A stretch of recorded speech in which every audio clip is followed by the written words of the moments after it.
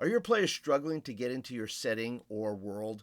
Do you have new players that are just finding it hard to commit to role playing their character? It could be that their character needs a little bit more fleshing out, a little bit more grounding into the town or city or setting that you have them playing in.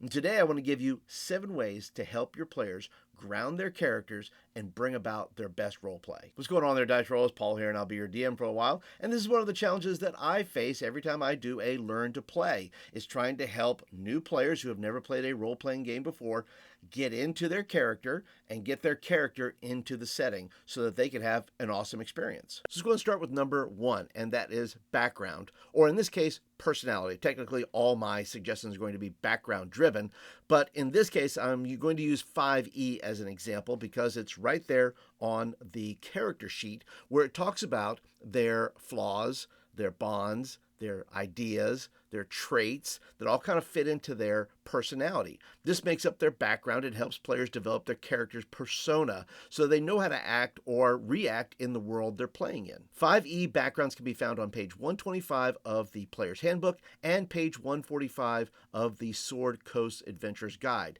Session zeros are a great opportunity for players to build their character out. Now listen, I know not every player is going to be totally into this, so if they're a little hesitant, let them know that choosing a background can give them enormous benefits to solving problems within the game. Like when looking for a ship to go from point A to point B, if one of the characters has taken the sailor background, well, they could say, I know a guy. In addition to the story and gaining RP benefits, there are mechanical benefits as well, such as gaining skill proficiencies, learning extra languages, and gaining personal, meaningful equipment such as a journal or a special trinket. Number 2, family and friends. Listen, when I first started playing RPGs, I made a set of gnome brothers called the Bunglefoot Brothers, and they were a lot of fun to play.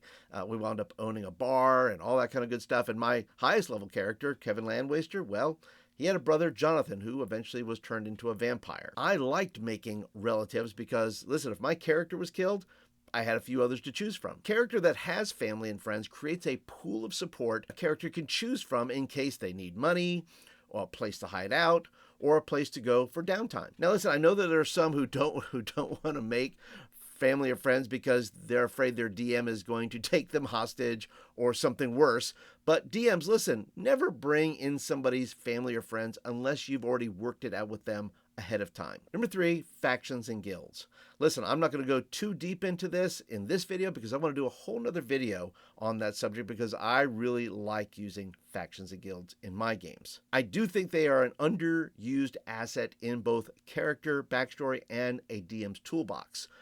So listen, if a player is playing a thief, ask them, would they like to belong to a thieves guild? Or if they're playing a fighter, would they like to belong to the town guard union? Or maybe there's somebody in the party who has fought in a war, let's say like the War of the Lance from Dragonlance, and maybe they belong to a veterans organization. Of course, keeping in mind that you may have some veterans sitting around the table and they don't want to be in that. They've been in that already and they would rather not revisit that. Some people don't want to choose backstories based on their real life, and some do, so be sensitive to that. These factions are great for relationships, but also for developing adventure hooks and giving characters access to weapons and supplies. Number 4, hobbies. Let's say a player takes the background of criminal or gambler, and they could say that their character plays in a high-stakes poker game every once in a while. Or let's say they take the background of an athlete. Well, maybe when they were in school, they played Quidditch like Harry Potter. Explore the ideas with your players and say, does your character do anything? What do they do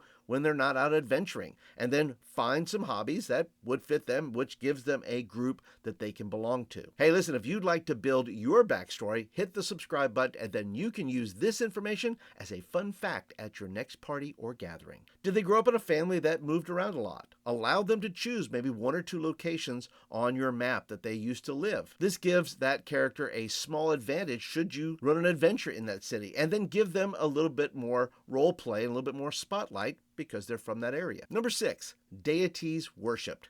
If the player's character is a paladin, a cleric, or a monk, and they choose the background acolyte, let them start to form some ideas about maybe the temple or the monastery or the church where they served. Whether the character serves a deity or simply nature, either of those provides opportunity for the player to ground their character in the world in which they are playing. How would they react if they knew that their order was in trouble, that there was some sort of evil presence inside that was trying to destroy it? Or maybe they're on a mission to rebuild the followers of their deity, and they go on missions in towns to establish houses of worship or altars or something like that. Number 7, schools and colleges. If your player has a wizard, sorcerer, or warlock character, did they go to a certain school for magic? Did they train in a small group? Or maybe they were in an apprenticeship to a famous wizard. Maybe if one of the players has a druid, well, they belong to a certain circle, or a bard went to a particular college to learn their craft. And really, this goes for anyone in the party who could have gone to a special school for martial arts or for shield fighting, or maybe just to learn herbalism. And ever so often, these characters could go back to lecture at their school or share their secrets they found or discovered during an adventure. And maybe it's time for a school reunion where shenanigans can take place. And like I said earlier, this can be a lot, and not all players will want to put this kind of time and thought into their character's backstory.